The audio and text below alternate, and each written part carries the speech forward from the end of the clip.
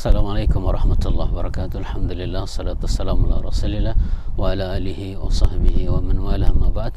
Para jemaah yang dimuliakan oleh Allah Subhanahu wa taala, di antara salah satu ibadah hati yang sangat agung yang ini bisa membuat pahala seorang mukmin bertingkat-tingkat dan berbeda-beda adalah khusyuk. Allah Subhanahu wa taala menyifati orang-orang yang beriman dengan firman-Nya, qad aflahal mu'minun alladzina hum fi salatihim khashi'un. Sungguh beruntunglah orang-orang yang beriman, yaitu mereka yang khusyuk di dalam salatnya.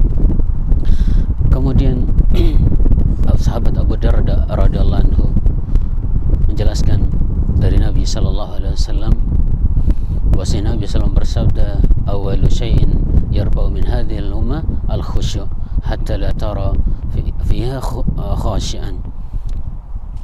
Yang pertama kali akan diangkat dari umat ini adalah khusyuk, sampai engkau tidak akan melihat seorang pun yang dia khusyuk dalam ibadahnya.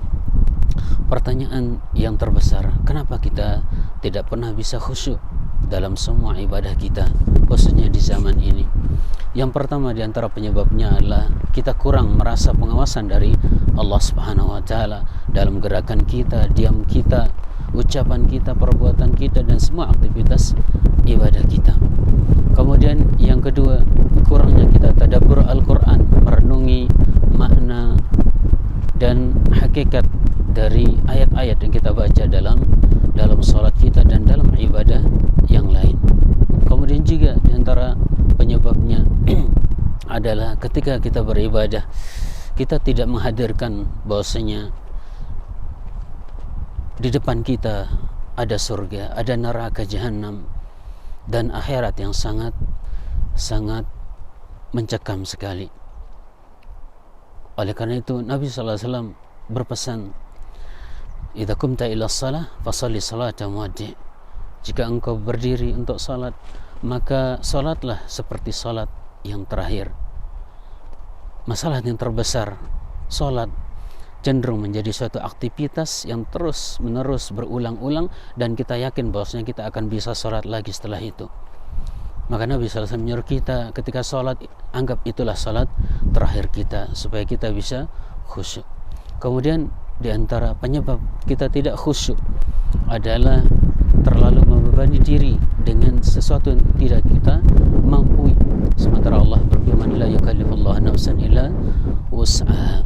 Sehingga sesuatu yang tidak kita mampu kemudian kita lakoni, maka itulah yang membuat ibadah kita tidak pernah khusyuk, karena pikiran kita tidak fokus kepada Allah SWT, tapi fokus kepada sesuatu yang ini malang melintang di hati dan pikiran kita. Demikianlah tentang ibadah khusyuk, dan semoga Allah SWT menjadikan kita hamba-hambanya yang selalu khusyuk.